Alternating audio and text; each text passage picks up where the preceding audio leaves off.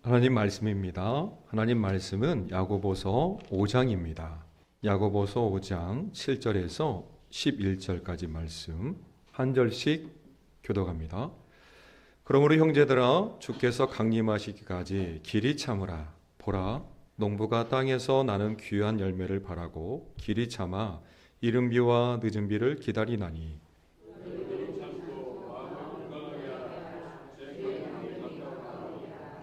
형제들아 서로 원망하지 말라. 그리하여야 심판을 멸하리라. 보라 심판주가 문 밖에 서 계시니라.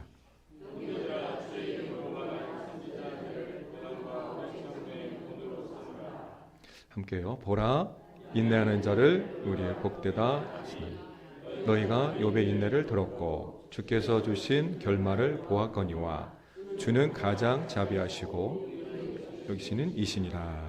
아멘. 예수 그리스도를 믿어 구원받은 천국의 백성이라 할지라도 이 땅에서 살아갈 때 항상 평안하고 잘되고 형통한 길만 있는 것은 아니죠. 선한 목자 되신 우리 주님께서 때로는 푸른 풀밭에 누이시며 또 쉴만한 물가로 인도하십니다.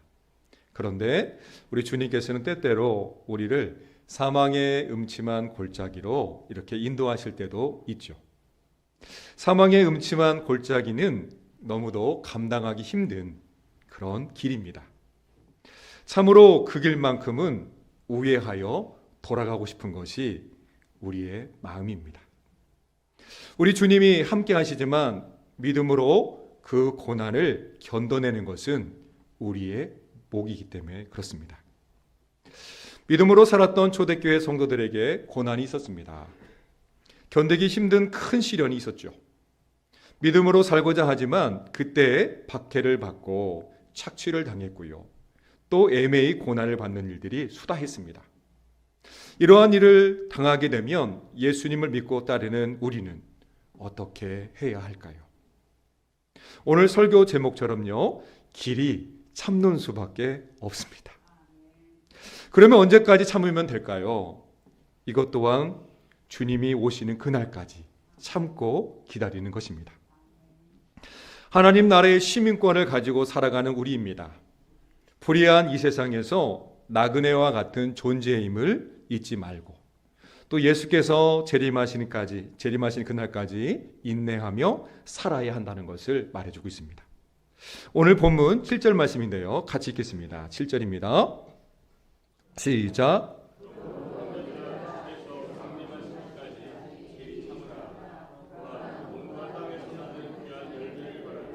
길이 참아 이른 비와 늦은 비를 기다리나니. 아멘. 야고보는 7절과 9절 그리고 10절에 이어서 형제들아 보라 라는 말을 반복하여 사용하고 있는데 이것은 앞에서 말하고 있는 1절에서부터 6절까지 말하고 있는 부자들아 보라 라는 말과 대조를 이루어서 이렇게 사용하고 있습니다. 그래서 본절을 이끌고 있는 그러므로 라는 이 말은요, 앞에서 말한 부자들과 연결을 시켜주고 있습니다. 이들은요, 연약한 사람들을 억압하며 박해하는 사람들로 그려지고 있습니다. 자신의 부유한 삶을 위해서라면 불법을 행하고 또 불의한 것을 쫓아다니는 그런 사람으로 보고 있죠. 정당하지 못한 방법으로 재물을 얻었고요. 또 그 재물을 통하여서 영원한 삶을 누릴 수 있다는 그런 오해를 하는 그런 부자들이었다는 것이죠. 그래서 세상의 것으로 충만해져서 스스로 생각하기를 이만하면 평안하다. 이만하면 됐지. 내일도 걱정은 없다. 라는 착각 속에 살아갔습니다. 자신들의 미래를 스스로 결정할 수 있다라고 이렇게 생각을 하는 어리석음이 이들에게 있었습니다. 이렇게 불의한 사람 밑에서 뿐만 아니라 불의한 세상에서 고난받으며 살아가는 믿음의 형제들에게 야고보는 마지막 심판의 날, 결신의 날, 그리고 결산의 날이 분명히 있다는 사실을 알려주면서 끝까지 참고 인내할 것을 말합니다. 여기서 길이 참으라 라는 말의 이 언어적인 의미를 살펴보면 이렇습니다. 길다, 멀다라는 말과요, 또 분냄, 노함이라는 말이 합쳐져서 오래 참다, 인내하다라는 뜻으로 나타내고 있습니다. 그래서 이렇게 적용해 볼 수 있습니다. 부당한 대우를 받거나 억압 가운데 고통을 겪을지라도 끈기와 용기를 가지고 기대하며 기다리는 것으로 우리가 해석할 수 있죠. 순간적인 인내가 아닙니다. 그러기에 온전한 인내를 말하고 있습니다. 야고보는요, 먼저 앞서서 1장 4절에 이렇게 말씀하고 있네요. 우리 같이 읽어볼까요? 인내를 온전히 이루라.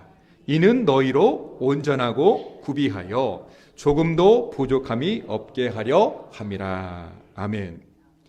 인내를 온전히 이루는 것은요, 우리 예수님이 다시 오시는 그날까지 길이 참는 것을 말하고 있습니다. 한순간 참고 지나가는 것이 아닙니다. 끊임없이 계속하여 참고 기다려야 함을 나타내고 있죠. 그래서 야고보 사도는, 야고보는요, 이러한 인내함을 농부가 인내하는 것을 통하여서 비유적으로 말하고 있습니다. 모든 사람이 공감하는 이 농부의 경우를 예를 들어서 인내의 필요성을 강조하는 것이죠. 농부는요, 땅에 얻어지는 귀하고 값진 열매를 바라기에 길이 참아 이른 비와 늦은 비를 기다립니다. 이른 비와 늦은 비는요, 당시의 기후를 반영하는 것이었는데요. 이른 비는 10월 중순에서 11월 중순까지 내렸다고 합니다. 또 늦은 비는요, 주로 3월과 4월에 내리는 이 추수 직전에 내리는 비로 이렇게 우리가 이해할 수 있습니다. 그러므로 이른 비는 가을에 씨를 뿌리고 그 씨가 싹 트는 아주 중요한 그런 비인 것입니다. 그래서 절대적으로 필요한 비였죠. 또한 늦은 비는 어떻습니까? 곡식을 무르익게 하는, 그리고 요즘 말로 하면 약비라는 말을 쓰잖아요. 그와 같습니다. 곡식을 무르익게 하는 꼭 필요한 약과 같은 그런 비였습니다. 씨를 뿌린 농부가 비를 내리는 능력이 없기에 그가 할 수 있는 능력이라는 것은 무엇입니까?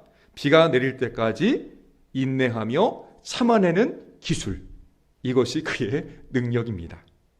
그저 그때를 바라보면서 참고 기다릴 수밖에 없죠. 농부가 무엇 때문에 참고 기다린다고 합니까? 그것은 귀하고 값진 열매 때문입니다. 결코 헛된 기다림이 아니죠. 농부가 인내하며 기다리는 것은요, 소망이 있기 때문에 그렇습니다. 내일에 대한 소망, 미래에 대한 분명한 소망이죠. 우리의 소망이 어렴풋하게 가려진 안개 속에 살고 있는 것이 아니라, 우리 인생이 안개 속에 있는 것이 아니라 영원한 하늘나라에 있다는 것을 잊지 않고 살아야 합니다. 때로는 아침 안개 눈앞 가리듯 의심이 우리 앞을 가로막을 때가 있습니다. 그러나 이 가려진 안개는요, 밝은 태양이 떠오르면 순식간에 다 사라지게 됩니다. 이런 자연 속에서 이치를 보며 우리는 위로를 받고 또 격려를 받을 수 있죠. 농부가 귀한 열매를 바라고 참고 기다릴 때에 비가 내립니다. 그리고 그 비를 간절히 사모하였기에 그 가치의 소중함을 알고 감사하게 됩니다. 이처럼 그날을 간절히 사모하는 마음이 우리에게도 있어야 하죠.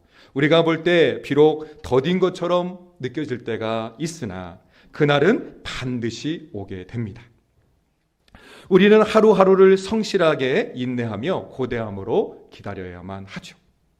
농부가 추수의 시기를 자기 마음대로 앞당길 수 있다면 왜 이런 인내가 필요할까요? 그렇지 않다는 거예요. 농부는요, 절대로 그 추수의 시기를 앞당길 수 없습니다. 그러므로 오늘 말씀처럼 주님의 강림의 날도 마찬가지입니다. 우리가 앞당길 수 없으니 어떻게 하라는 거죠? 기다리는 지혜가 있어야 된다라고 말해줍니다. 주님의 강림은요, 하나님 아버지께서 정하신 때에 반드시 이루어집니다. 그날에 예수님을 믿지 않는 악인들에게 있어서는요, 심판의 날입니다. 하지만 예수님을 믿는 우리에게는요, 구원의 날이죠. 디모데후서 4장 8절에 이렇게 말씀하고 있습니다. 우리 같이 읽어보겠습니다. 디모데후서 4장 8절입니다. 시작.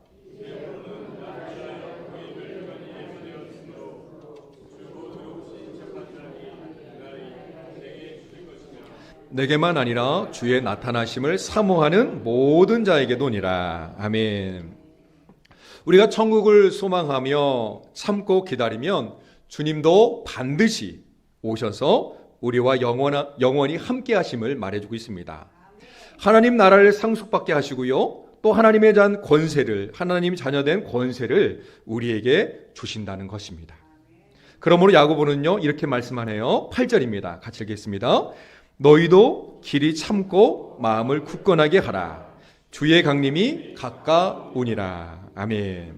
야고보는요 우리에게 주님이 재림하실 때까지 인내하며 길이 참고 조금도 흔들림 없이 견고한 신앙을 유지하며 살 것을 말해주고 있죠. 그날이 반드시 오기 때문에 그렇습니다. 여기서 잠깐 쉬었다 가는 문제를 내보려고 합니다. 바로 터널에 관한 문제입니다. 한번 맞춰보세요. 우리나라에서 가장 긴 고속도로 터널이 있다고 합니다. 이 터널의 길이 어떻게 될까요? 혹시 아시는 분? 예, 강원도에 가면 있습니다. 강원도 산이 막 높고 많잖아요. 강원도에 있는 인제 양양 터널이 길다고 그래요. 이 2017년도 6월 30일에 개통을 했다고 하는데요. 그 중에서도 같은 터널이 양쪽에 있지만 그 중에서도 터널을 향하는 방향이 3m 더 길다고 그래요. 그래서 대략 몇 킬로냐면 11km. 저도 얼핏 생각해 보니까 가도 제가 우리 예전에 청년들을 이끌고 한번 강원도에 간 적이 있었는데 가도 처음 그 길 가는데 가도 막 출구가 안 나오는 거예요. 한참을 가는데도. 근데 그게 11km라고 합니다. 더 정확히 말하면 1965m라고 합니다. 그래서 서울에서 양양까지 약 한 2시간 50분이 걸렸다고 하는데 이 터널이 뚫리면서 1시간 30분으로 단축이 되었다고 합니다. 참 빠르게 갈 수 있는 것이죠. 이렇게 긴 터널도 끝은 있을까요? 없을까요?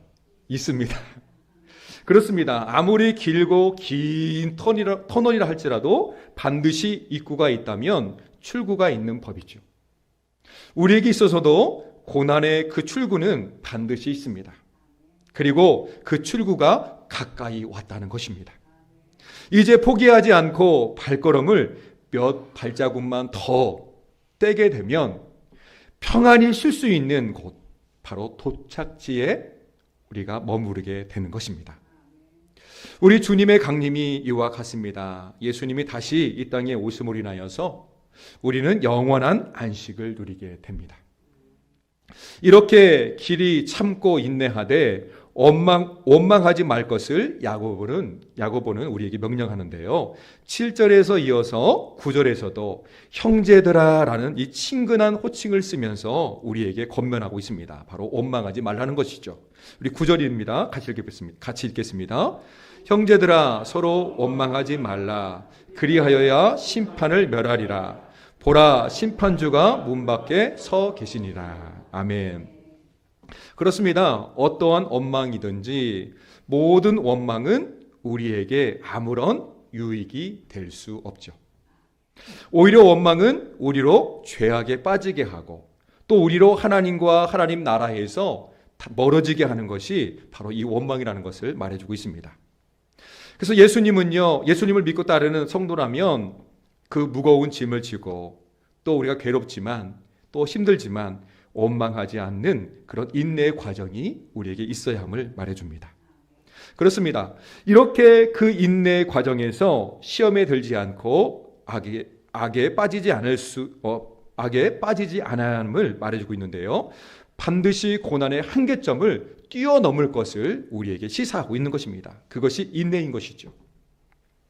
그러므로 왜 원망하지 말고 길이 참아야 할까요? 그것은 근본적으로 원망을 하지 않아야 죄를 짓지 않고요. 또 원망하지 않아야 심판을 피할 수 있기 때문에 그렇습니다.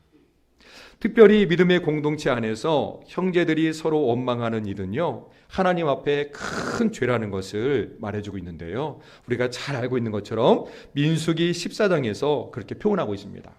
이스라엘 자손이 다 모여서 모세와 아론을 원망하죠. 우리 14장 2절 말씀 같이 볼까요? 14장 2절입니다. 같이 읽습니다. 시작.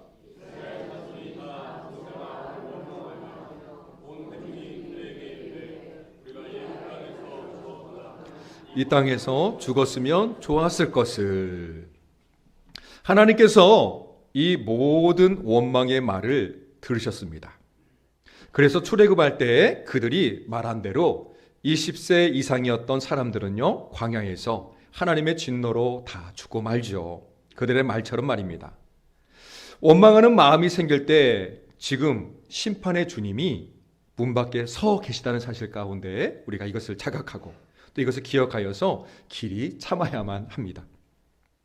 심판의 주님은 모든 것을 다 알고 계시죠.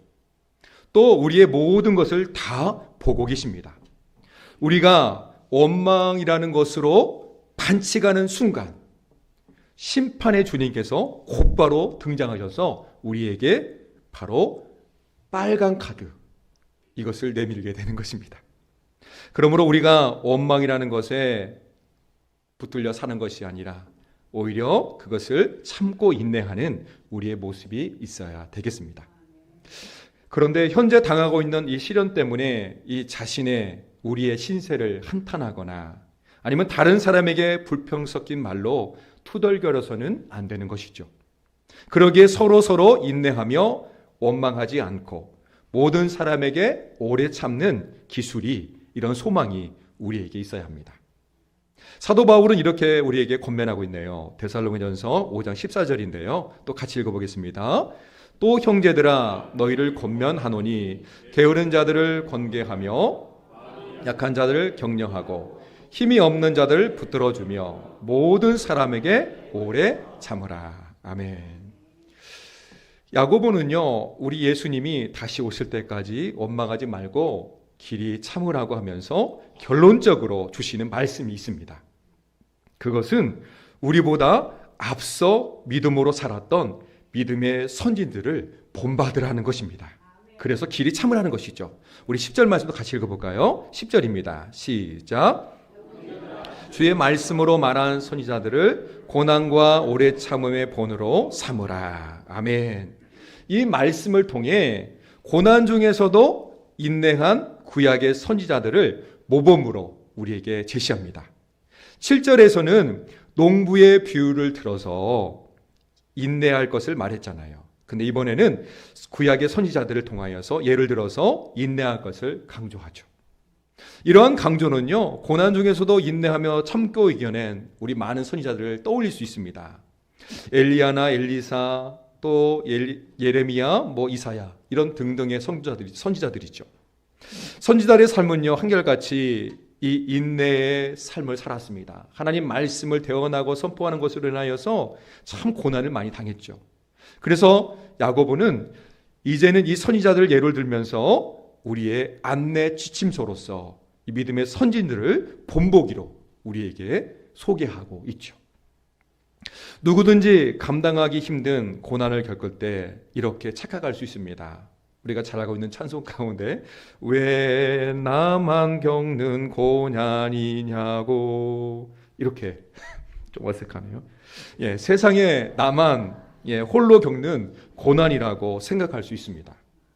그러면서 깊은 고독감에 빠지고요. 뿐만 아니라 모두에게 버림받았다는 깊은 좌절감에 빠져듭니다. 이게 참으로 힘든 것이죠. 그러나 이러한 생각은요, 사탄 마귀가 주는 유혹입니다. 그래서 우리는 물리쳐야 하죠. 천국이 아닌 이 땅에서 살아가는 모든 인생에게 고난은 다 있습니다. 그리고 언제든지 찾아오게 되죠. 그러므로 주님을 믿고 충성했던 믿음의 선지들처럼 우리도 그 고난을 어떻습니까? 그 고난을 향해 우리가 나아갈 때 믿음으로 견고하게 서서 굳세게 나가야만 하는 것을 보고 있습니다. 그래서 베드로전서 5장 9절에 보니까 이렇게 말씀하고 있네요. 같이 읽겠습니다. 너희는 믿음을 굳건하게 하여 그를 대적하라. 이는 세상에 있는 너희 형제들도 동일한 고난을 당하는 줄 알미라. 우리를 하나님과 단절시키려는 이 사탄 마귀의 존재를 베드로는 언급하고 있습니다. 사탄 마귀는요, 우리를 하나님의 사랑 안에서 끊어놓고자 무시무시한 그 핍박과 고난이라는 무기로 우리를 공격합니다. 그러나 이러한 사실을 알고 있는 베드로는요, 분명하게 우리에게 말씀해 주지요. 우리의 힘과 지혜로 대적하는 것이 아니라 믿음을 굳건하게 하여서 마귀를 대적하라라는 것입니다. 그러면 믿음을 굳건하게 한다는 것이 무엇일까요? 그것은 이 뜻입니다. 반석처럼 단단하고 분명한 태도로 믿음에 대하여 흔들리지 않는 것을 말하고 있습니다. 믿음에 대하여 분명한 입장을 밝히는 것이죠. 애매모호한 것이 아닙니다. 하나님과의 바른 관계를 규정하고 있습니다. 그래서 베드로 자신도 사실은 연약한 모습을 지닌 사람이었지만 예수님의 부활과 성령님을 통하여서 그는 풍성한 은혜 가운데 어떻습니까? 굳건한 신앙을 가지게 되었고 또 믿음으로 하나님 앞에 순교를 당하죠. 우리보다 앞서 고난당했던 많은 믿음의 선지자들, 그 고난으로 인하여 낙심하거나 절망하지 않았습니다. 이게 우리 믿음의 선진들의 모습이었죠. 고난 때문에 원망하거나 불평하지 않아야 함을 우리에게 시사하고 있는 겁니다. 오히려 고난 속에서 주의 율례를 배우게 되었고요. 또 고난 속에서 주님을 더욱더 의지하였다고 고백합니다. 고난 속에서 순금처럼 빛나는 하나님의 사람으로 거듭나게 되는 것이죠. 그러므로 모든 고난을 이겨낸 바울은 이렇게 우리에게 전하고 있습니다. 고린도후서 1장 5절 말씀인데요. 같이 한번 읽어볼까요? 그리스도의 고난이 우리에게 넘친 것 같이 우리가 받은 위로도 그리스도로 말미암아 넘치는도다. 아멘. 믿음의 선진들은요, 고난 속에서 길이 참으며 인내함으로 우리에게 본보기가 되었습니다. 예수님은 우리에게 이렇게 말씀하십니다. 마태복음 5장 11절 12절 말씀입니다. 또 같이 읽어보겠습니다.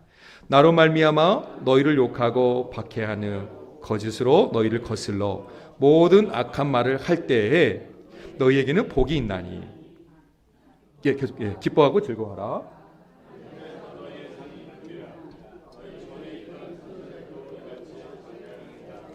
아멘. 고난을 길이 참고 기다릴 때에 우리의 믿음은 위력을 발휘합니다. 우리 11절 말씀인데요. 또 같이 읽어보겠습니다. 이어서 11절 말씀입니다. 본문 말씀 11절입니다. 보라, 인내하는 자를 우리가 복되다 하나니 너희가 욥의 인내를 들었고 주께서 주신 결말을 보았거니와 주는 가장 자비하시고 긍휼히 여기신 이는 이시니라. 아멘. 하나님께서 인정한 온전하고 정직한 믿음의 사람인 욥의 고난은 엄청났습니다. 하루아침에 모든 재산을 다 잃었고요. 또 사랑하는 자녀들까지도 잃었습니다. 거기에다가 욥 자신이 어떻습니까? 발바닥에서 이 정수리까지 종기가 나서 재 가운데 앉아 깨진 질그릇 조각으로 자신의 몸을 긁어야만 했습니다. 여기에다가 욥의 아내는 어땠습니까? 차라리 이럴 바에는 하나님을 욕하고 죽으라라고 말까지 합니다. 또 위로하러 찾아왔던 친구들의 반응은 어떻습니까? 오히려 욥을 더욱더 괴롭게 만들었습니다.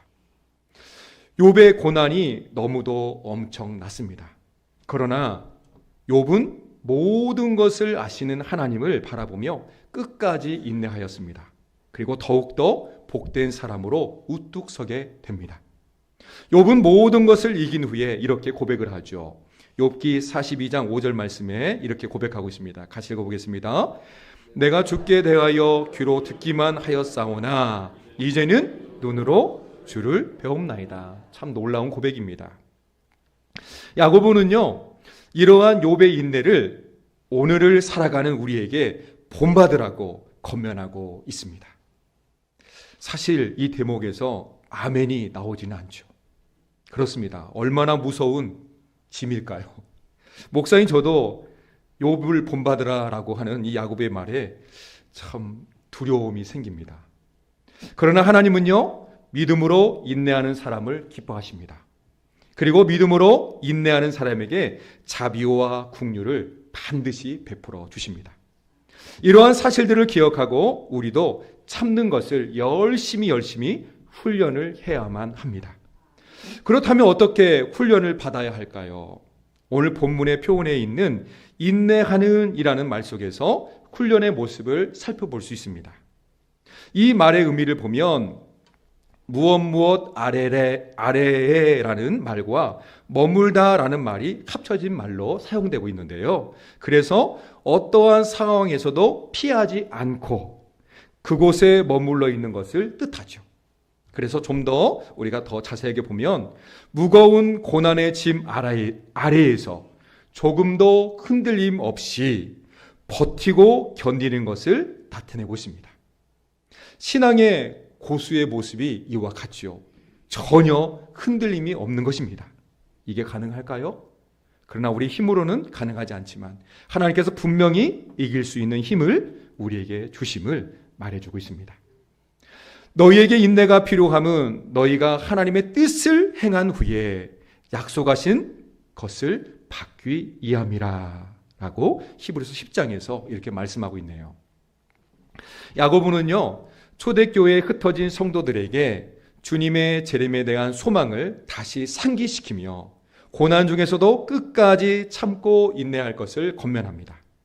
따라서 우리는 먼저 울며 씨를 뿌리러 나가는 자는 반드시 구원으로 그 곡식단을 거둔다는 이 말씀, 이 하나님 말씀이 참되고 거짓이 없음을 믿고 그리고 주께서 다시 오는 그날까지 복음의 씨앗을 뿌리는 농부의 삶을 살아야만 합니다. 여전히 지금도 주님은요, 죄인인 우리를 위하여 인내하심으로 십자가를 지시고 오늘도 우리를 길이길이 참아주시고 계십니다. 그러기에 고난 중이라고 해서 쓰러지지 말고 길이길이 참는 경건의 훈련의 모습이 우리에게 필요하죠. 길이 참음으로 장성한 분량에까지 성숙해져서 예수님 오시는 그날까지 복음의 능력을 나타내는, 그래서 승리하는 우리 모든 성도가 되시기를 우리 예수님의 이름으로 축원드립니다. 기도합니다. 사랑의 아버지 하나님 감사합니다. 오늘도 저희들을 불러주시오되 주의 사랑 가운데 함께 할 수 있도록 우리 화상교회로 모여 예배드리게 해주시니 감사합니다. 특별히 아버지 하나님, 오늘도 길이 참으라는 이 말씀 안에 또 함께 합니다. 우리가 마음 가운데 때로는 조급하고 또 다급하여서 하나님의 나라 또 하나님이 오시는 그날들을 기대하지 못하고 조급함으로 달려갈 때가 있습니다. 그러나 아버지 하나님, 우리 마음 가운데 언제나 성령님께서 지혜와 능력을 주셔서 길이 참고 인내하며 또 우리의 모습을 통하여 복음이 증거되는, 그러므로 말미암아 날마다 믿는 자의 수가 더욱더 많아지는 그 복된 은혜를 우리에게 허락하여 주옵소서. 오늘 함께하지 못한 우리 믿음의 권속들 가운데도 주의 은혜를 동일하게 부어주시옵시고 또 하나님 앞에 감사함으로 또 이렇게 예물 드리는 하나님, 이 귀한 성도에 있습니다. 하나님, 이 귀한 예물을 받아 주옵시고 귀한 믿음의 씨앗이 되어서 하나님 앞에 또 훌륭하게 사용되어지는 모든 것이 되게 하여 주옵소서. 풍요함으로 더욱더 채워 주옵소서. 감사하며 우리 예수님의 이름으로 기도합니다.